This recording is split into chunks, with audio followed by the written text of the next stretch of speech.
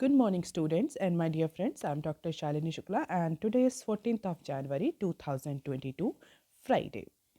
Motivation of the day is great things are done by a series of small things brought together. आज के discussion में हम ये सारी इंपॉर्टेंट न्यूज़ कवर करने वाले हैं।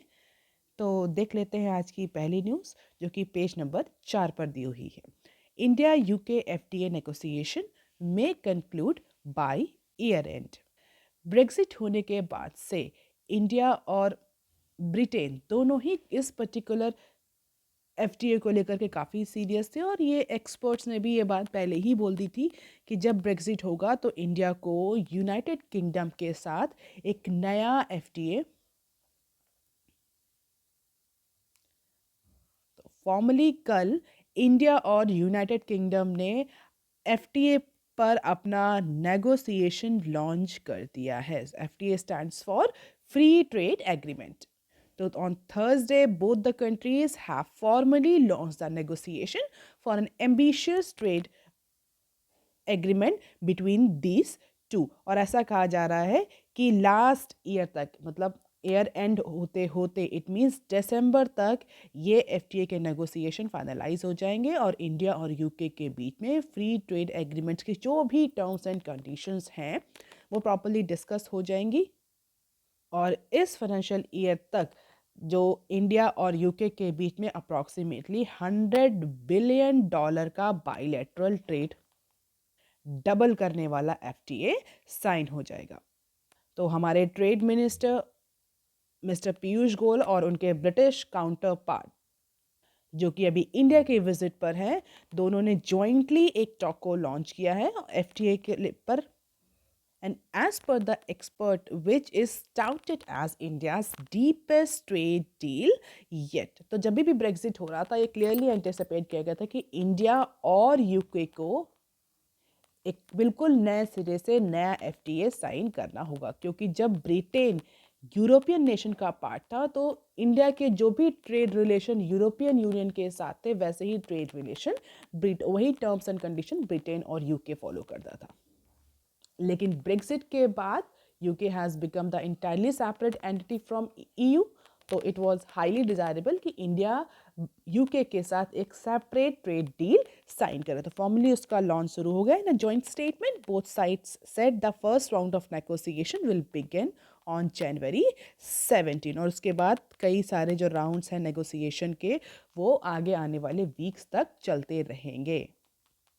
लेकिन इस बात पर दोनों ही साइड का एग्रीमेंट है कि जब तक नेगोशिएशन फाइनल नेगोशिएशन होता है एफटीए पर, इनिशियल लेवल पर कुछ इंटरिम नेगोशिएशन या कुछ इंटरिम एग्रीमेंट साइन कर दिए जाएं जिससे इंडिया और यूके के बीच में जो ट्रेड है वो उन टर्म्स एंड कंडीशंस पर चलता रहे और अर्ली बेनिफिट्स जो हैं वो जनरेट हो पाए इस एफटीए के। तो हो सकता है बहुत जल्द ही एक दो राउंड के नेगोशिएशन के बाद से कोई एक इंटरिम एग्रीमेंट दोनों कंट्रीज साइन करें that is related to trade. और जो ये ट्रेड है एफटीए जो साइन किया जाता है जो ट्रेड डील है that basically focus on the future facing deals accelerating business in the cutting edge sector. Cutting edge sector अगर हम ध्यान से देखें तो टेक्नोलॉजी के सेक्टर में सर्विसेज के सेक्टर में ये एफटीए ज़्यादा फोकस करेगा। So as per the counterpart of our trade minister, this FTA will focus on service innovation, where Britain and India are already world leader. और इसके बाद से बहुत सारे फिनटेक से लेकर के green tech, automation, artificial intelligence और जितनी भी तरह की IT enabled IT related technologies हैं उन पर इस एफटीए में एक स्पेशल एम्फेसिस दिया जाएगा। तो सीधी सी बात है कि इंडिया का जो कोर पॉइंट है वो सर्विसेज है और इस एफटीए में दोनों ही कंट्रीज सर्विसेज पर ज़्यादा फोकस करेंगे इंस्टेड ऑफ मैन्युफैक्चरिंग।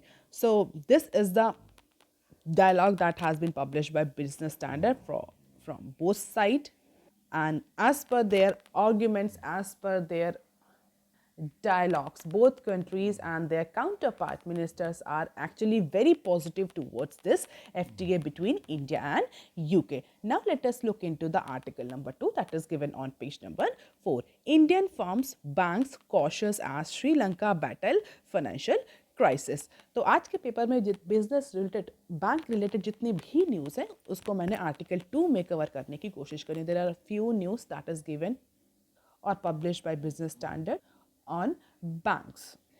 कंबाइन करने से ये होता है कि न्यूज़ का कवरेज ज़्यादा बढ़ जाता है और न्यूज़ को कोरिलेट करने में भी ईजीनेस रहती है। So in article 2 I will be covering 2 to 3 news that is related to banks. तो पहली न्यूज़ कौन सी है? Indian firms bank cautious as Sri Lanka battle financial crisis.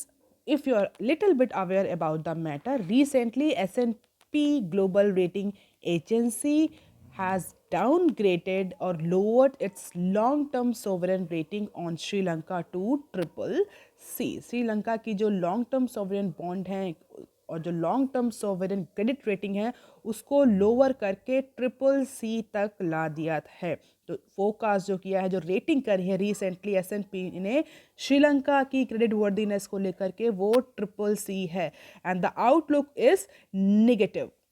So Standard and Poor's has downgraded Sri Lanka's rating to triple C from an earlier triple C plus with the outlook negative at the lower level. Why? As the currency continue to be under pressure from liquidity injection through reserves. और जैसे ही S&P ने C plus से श्रीलंका की down grading कर दी triple C में, that has triggered so many events from India as well. Why? क्योंकि India का बहुत अच्छा खासा एक सिग्निफिकेंट इन्वेस्टमेंट है इंडिया का, इंडियन सर्विसेज कंपनीज का, बैंक का श्रीलंका में। तो इसी फाइनेंशियल क्राइसिस के बाद जो कि श्रीलंका में रिसेंटली जनरेट हुई है because of the liquidity injection and swap by China, so banks and companies in India are taking a very cautious approach towards Sri Lanka, क्योंकि उनका भी इन्वेस्टमेंट है श्रीलंका में, and which reeling from financial crisis has sought $1 billion loan from the country to import the essential commodities. और इसी financial crisis से बाहर निकलने के लिए, या हम कह सकते हैं अपनी इसेंशियल कमोडिटीज के इम्पोर्ट बिल को पूरा करने के लिए, इम्पोर्ट के बिल को भरने के लिए श्रीलंका ने कंट्री से $1 billion के लोन की डिमांड करी है। हालांकि जो बैंक्स का अप्रोच है श्रीलंका को लेकर के वो थोड़ा सा डिफरेंट है। जैसे कि स्टेट बैंक का ये कहना है कि बैंक्स आर कमिटेड और was committed to Sri Lanka for long term. If Sri Lanka is demanding for the loan, banks are ready to give up, but as far as exposures are concern, the bank will be cautious on its dollar exposure to Sri Lankan entities till situation improves. तो banks are ready to transact in local currency. Local currency में transaction करने को banks तैयार हैं with Sri Lanka. जो श्रीलंका में Sri Lankan rupees चलता है उसमें ट्रांजैक्शन कर रहे हैं banks, because that is actually secure and there is no risk there. But dollar exposure to Sri Lankan entities is one of the area that need proper consideration after this rating by S&P। ये तो हो गई bank की बात। अगर entities की बात करें जो कि डॉलर में ही डील करती हैं श्रीलंका से, so in that case these types of companies like Indian Oil Corporation local arm that is likely to face the pressure. तो ऐसी कंपनीज जिनका श्रीलंका में इन्वेस्टमेंट है, then they are dealing in hard currencies, that companies like Indian Oil may face the challenges after this financial crisis in Sri Lanka. अब ये financial crisis Sri Lanka में क्यों आई है, that is a very important point है। और ऐसा नहीं है कि सिर्फ ये S&P ने ये डिसीजन लिया है। S&P ने श्रीलंका की जो रेटिंग है वो ट्रिपल सी प्लस से ट्रिपल सी कर दी है।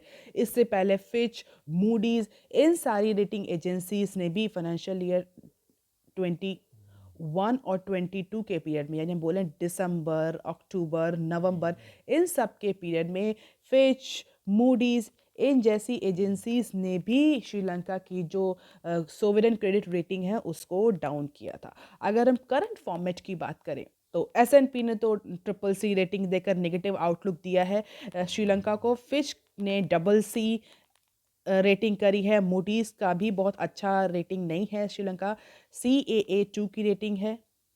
तो जो मेजर क्रेडिट रेटिंग एजेंसीज हैं उनका जो रेटिंग है श्रीलंका के सोवरेन क्रेडिट वर्दीनेस को लेकर के वो बहुत अच्छी नहीं है। आउटलुक जो है ईदर इट इज़ निगेटिव और बहुत ऑप्टिमिज्म में जाने पर थोड़ा सा स्टेबल आउटलुक अडॉप्ट किया है कम क्रेडिट रेटिंग एजेंसीज ने। and being one of the very important investor in Sri Lanka, definitely Indian companies, Indian banks will be worried about it. हालांकि वहाँ के जो मिनिस्टर्स हैं, फाइनेंस मिनिस्टर्स हैं, उनका अपना एक पॉइंट ऑफ व्यू उनका कहना है Sri Lanka would pay all the dues of $500 million international sovereign bond payment. तो श्रीलंका फिलहाल के लिए डिफॉल्ट नहीं होगा, ऐसा उनका कहना है। अब जितने भी जो इंटरनेशनल ड्यूज है, मोर स्पेसिफिकली बॉन्ड पेमेंट से रिलेटेड, उनको श्रीलंका जल्द ही रीपे करेगा। तो क्यों श्रीलंका इस पर्टिकुलर सिचुएशन में पहुंचा, अगर इसको देखा जाए, इस पर्टिकुलर इशू को देखा जाए, तो ये आज का इशू नहीं है। इसका जो रूट्स हैं वो आज या 1 या 2 साल के से नहीं है। ये पिछले कुछ अगर हम बोले 1 डिकेड से स्टार्ट हुए हैं इस पर्टिकुलर इफेक्ट के रूट। तो ये कहना गलत नहीं होगा।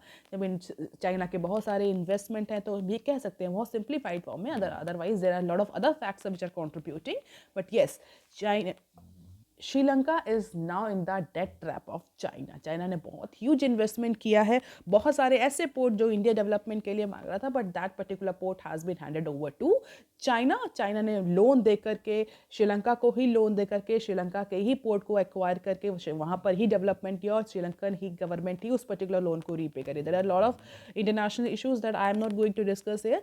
तो हम ईजिली अभी ये कह सकते हैं कि this one of the reason for this financial crisis in Sri Lanka is the debt trap that has been knitted by China.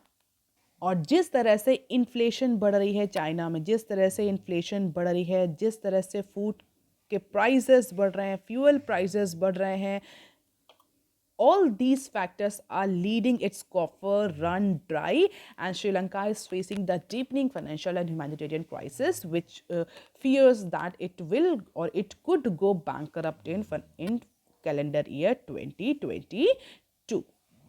So let us see how this particular posture or how this particular situation will take the shape in future. But as of now, India is very cautious. Indian companies are very cautious. Indian banks are very cautious. Sri Lanka ने जो loan की demand करी है उसके particular proposal को consider किया जा रहा है। श्रीलंका के जो एनर्जी मिनिस्टर है उनका ये कहना है कि there may be fuel shortage for 3rd week of the January, urging the central bank to pump in foreign currency if required। तो सेंट्रल बैंक, अगर हम SBI की बात करी जाए या RBI की बात करी जाए, तो कितना डॉलर देते हैं श्रीलंका को एज अ डेट, ये अभी फिलहाल के लिए डिसाइड नहीं हुआ है, just to help the Sri Lanka.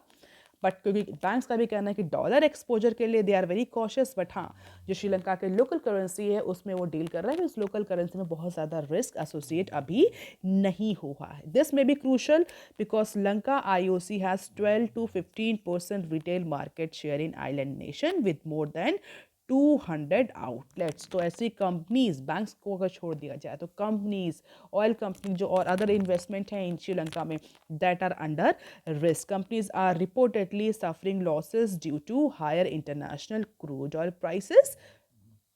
But इसके बावजूद भी लंका IOC ने कहा है कि अगर वहाँ की जो कंपनी है CPC, अगर वो डिमांड पूरी नहीं कर पाती है, अगर एक्सपोर्ट नहीं कर पा रही because of the lack of fund, तो LIOC जो है वो अपना इंपोर्ट बढ़ा देगा और डिमांड को सैशिएट करने की कोशिश करेगा। तो India is all ready to support the Sri Lanka, but let's see how this will actually happen.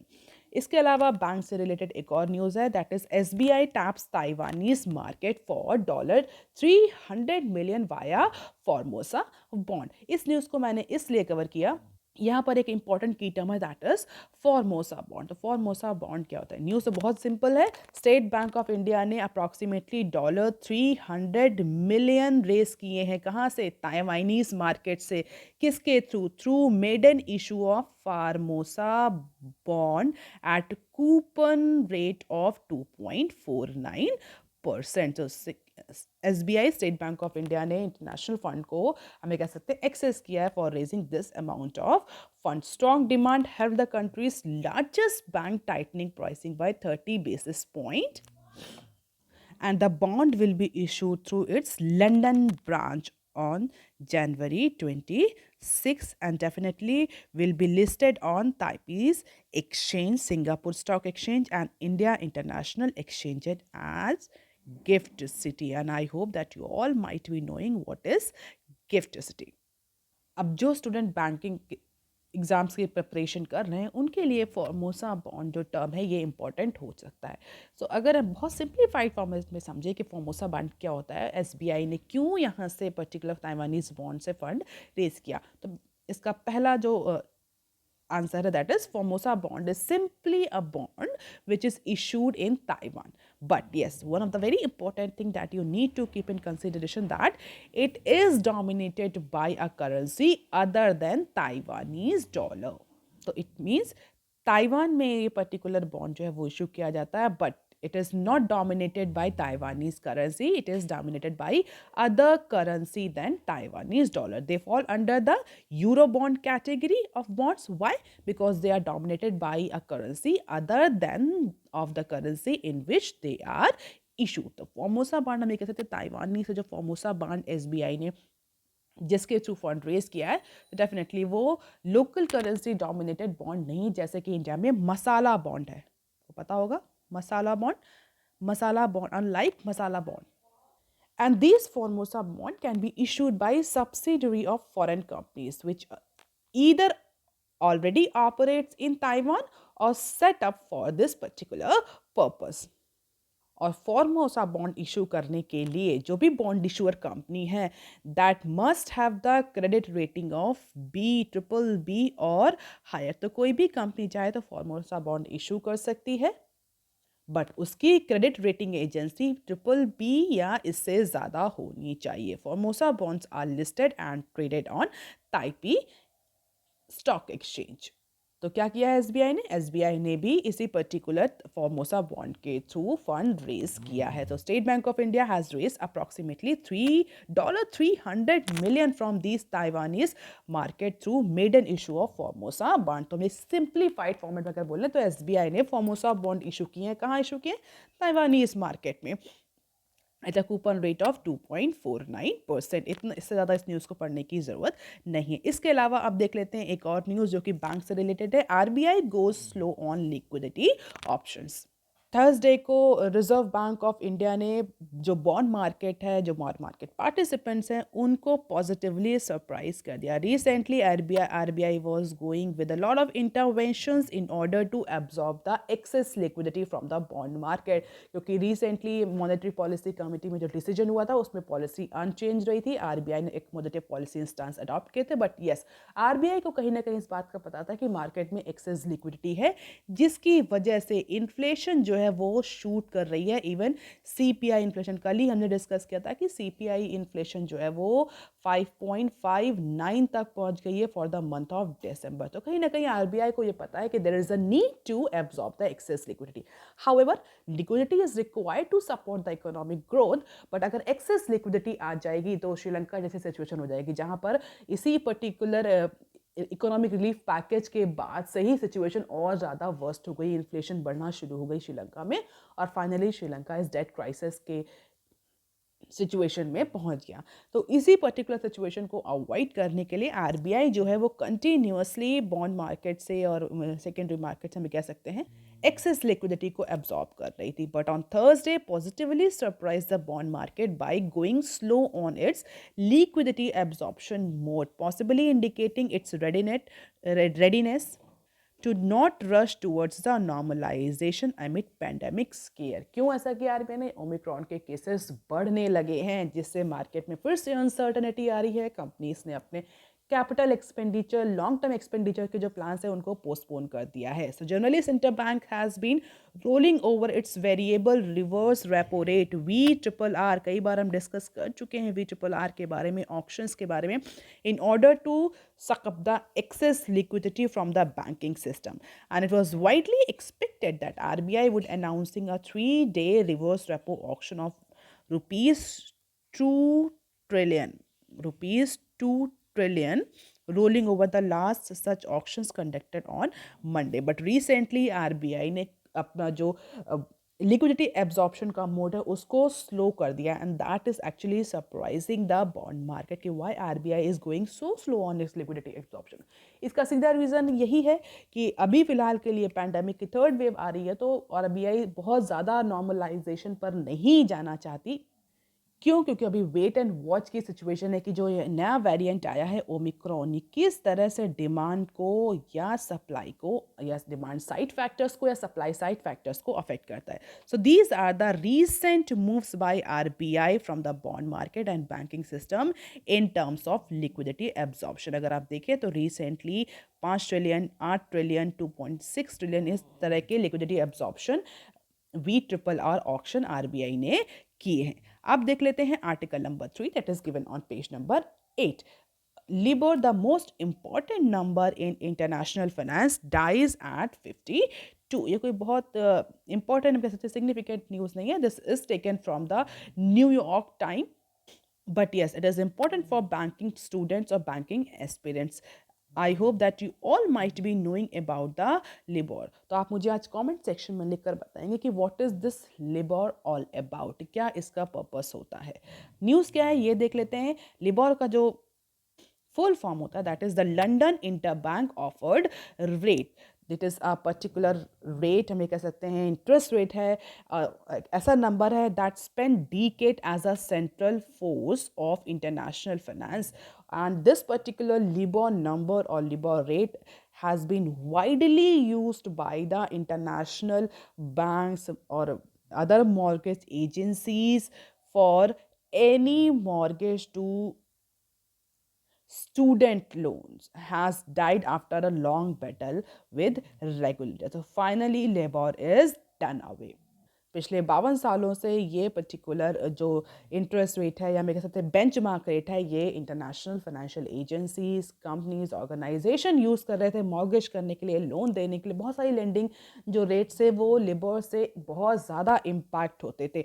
But recently 2008 में एक स्कैंडल जो है वो लाइमलाइट में आया और इसमें कहा गया कि जो भी बैंकर्स थे, जो फाइनेंशियल कंपनीज थी, वो एक स्कैंडल में इन्वॉल्व थी. All banking organisations has been coordinating with one another. Why? Just to manipulate the LIBOR according to their wish, according to their gains. तो ये एक बहुत बड़ा स्कैंडल था जो 2008 में काम में आया. अगर बात करें लिबॉर की, सामने आया लिबॉर की, अगर हम बात करें तो लिबॉर में अप्रॉक्सीमेटली 300 ट्रिलियन डॉलर के फाइनेंशियल कॉन्ट्रैक्ट हुए थे इस पर्टिकुलर नंबर के बेसिस पर 2008 में एक स्कैंडल, बहुत बड़ा स्कैंडल सामने आया. And after the awareness about this scandal, now bank regulators have decided that this particular LIBOR or this number now has to be removed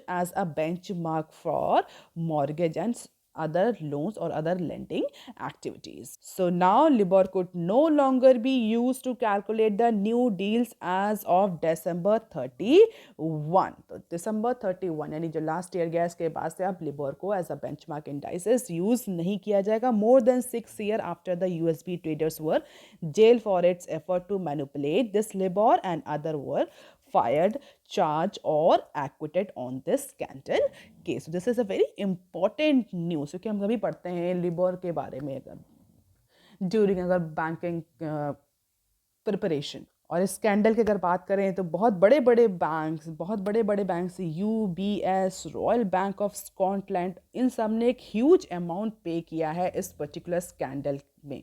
approximately $9 billion तक के फाइन्स इन बड़े बड़े ग्लोबल बैंक्स ने, फाइनेंशियल एजेंसीज ने pay किए हैं. इन पर यही एलिगेशन था कि ये लिबॉर को अपने अकॉर्डिंग मॉडिफाई, मैनिपुलेट कर लेते थे. So while the regulators and the central bankers were relieved by its departure, LIBOR will be mourned by many bankers who used to determine the interest rate for all kind of financial product, lending services, various types of mortgage to bonds. So finally, LIBOR is done away. This is a very important news that a banking aspirant must know. अब देख लेते हैं some other news clips. Financial year capex target may top rupees 6.5 trillion. So with public investment in high multiplier infrastructure projects being its main plank for economic recovery. तो this year budget जो आने वाला budget है यानी financial year 23 का जो budget है, इस बार कैपिटल जो एक्सपेंडिचर है उसका टारगेट जो है वो इंक्रीज किया जा रहा है. पब्लिक इन्वेस्टमेंट का जो टारगेट है वो बढ़ाया जा रहा है. Reason behind this simple reason यही है कि सेंटर अगर कैपिटल एक्सपेंडिचर में आउटले बढ़ाएगा तो इंफ्रास्ट्रक्चर प्रोजेक्ट्स जो हैं वो तो डेवलप होंगे ही होंगे, long term infrastructure projects develop होंगे, और infrastructure development is one of the very important pillar for economic growth. Apart from it, इस समय कैपिटल एक्सपेंडिचर से मार्केट में मनी सर्कुलेट होगा, इसके अलावा एम्प्लॉयमेंट जनरेशन भी होगा, इकोनॉमिक एक्टिविटीज़ बूस्ट अप होंगी, डिमांड बूस्ट अप होगी, जिससे फाइनली इंडिया जो है वो इकोनॉमिक ग्रोथ के पाथ पर आगे बढ़ेगी। तो इसी पर्टिकुलर साइकिल को ध्यान में रखते हुए इस बार Modi government is likely to set up a capital expenditure target of more than 6.5 trillion. So as per the recent news, इतने अमाउंट का, इतने ह्यूज अमाउंट का for financial year 23 in the upcoming budget.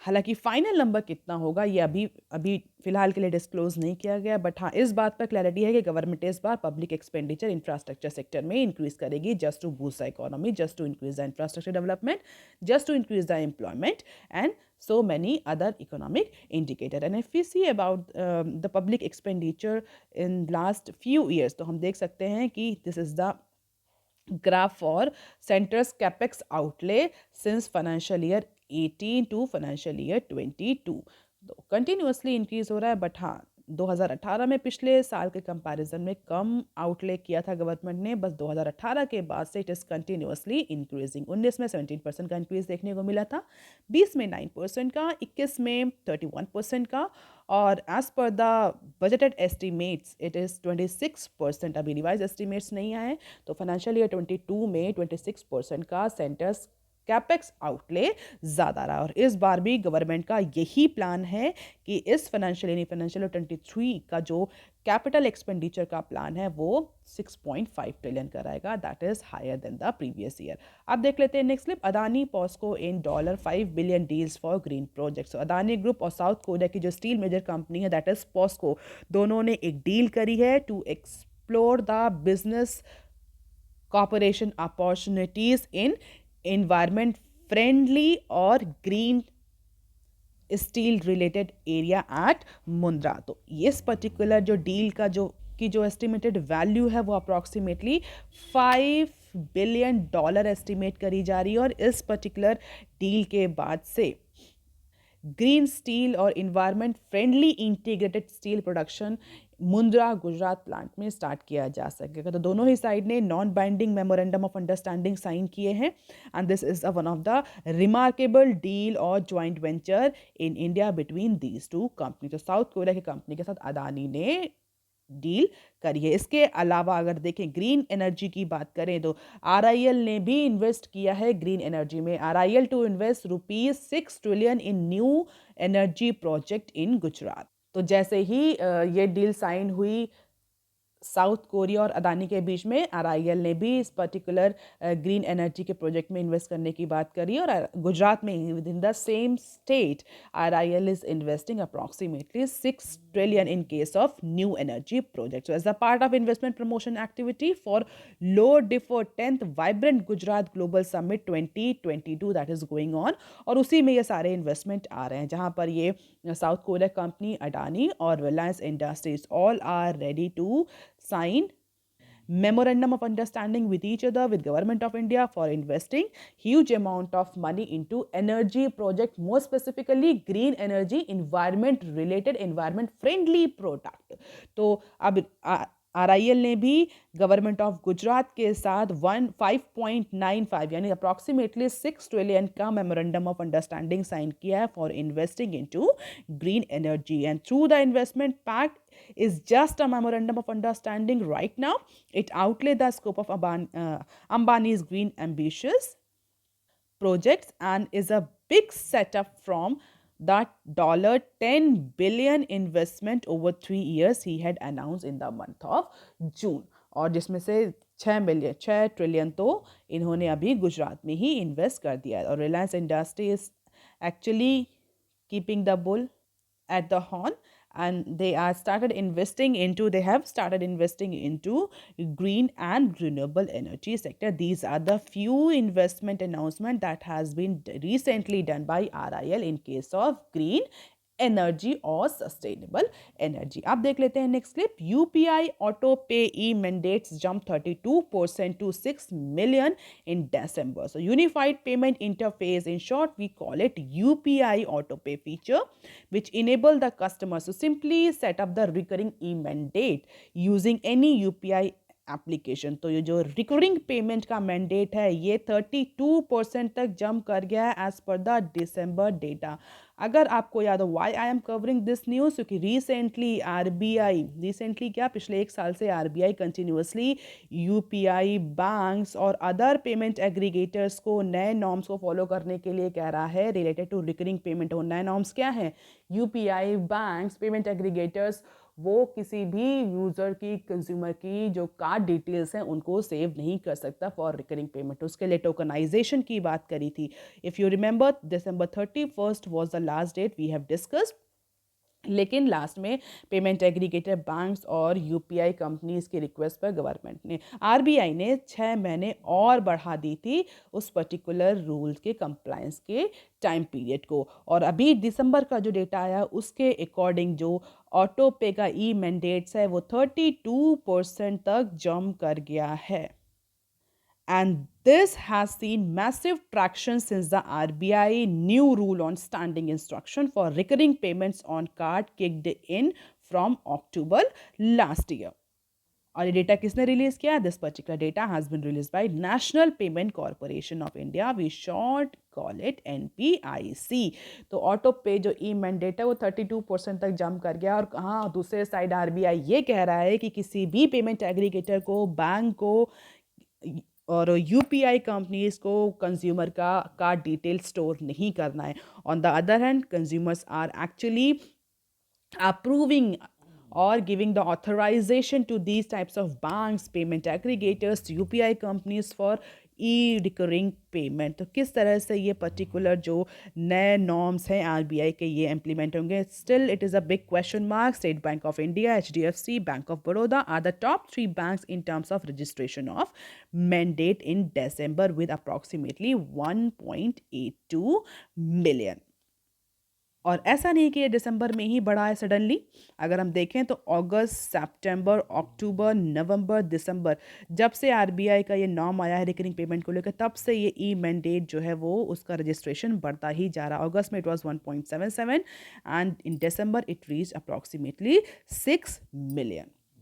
अब देख लेते हैं next clip. Street upgrade earnings estimates of TCS Infosys. So barring Wipro, which was the top loser among the Sensex stock, shedding 6% on Thursday, brokerage have given the thumbs up to the results of India's Tier 1 IT service company. So stocks of Tata and Infosys were up percentage each as analyst upgrades their earning estimates and target price। तो विप्रो के results announcement के बाद से विप्रो के जो shares हैं वो थोड़ा सा डाउन हुए हैं, लेकिन टाटा और इंफोसिस के जो रिजल्ट्स हैं Q3 के रिजल्ट्स, उसके जो एस्टिमेट्स एक्सपर्ट एंटिसिपेट कर रहे हैं, एक्सपर्ट फोरकास्ट कर रहे हैं, उसको देखते हुए पॉजिटिव एक वेव देखने को मिली है। और दोनों ही कंपनीज को जो शेयर्स हैं उन्होंने अच्छा परफॉर्म किया है। Wipro lag the market leader undershooting the expectation across the key metrics, but yes Tata Infosys are actually anticipating a good result and because of that street upgrades their earning estimates। और अगर earning estimates बढ़े तो definitely उसका impact सीधे सीधे हमें दोनों ही companies के शेयर्स पर देखने को मिलेगा। हालांकि एक्सपर्ट ने स्टिल कॉशियस किया है कि there is a need to choose carefully. तो स्टॉक्स को चूज करने में केयर अभी भी अडॉप्ट करना, क्योंकि विप्रो के जो रिजल्ट्स थे वो अच्छे नहीं रहे जैसा एस्टिमेट्स किया जा रहा था। बट टाटा और इंफोसिस को लेकर के थोड़ा सा पॉजिटिव सेंटिमेंट्स हैं among the street। Let us see how these results will actually turn up। So all these are for today। If you want lecture PDF, you can join my Telegram channel. You can also follow me on other social media platform. Link from every platform has been given on description box, on chat box।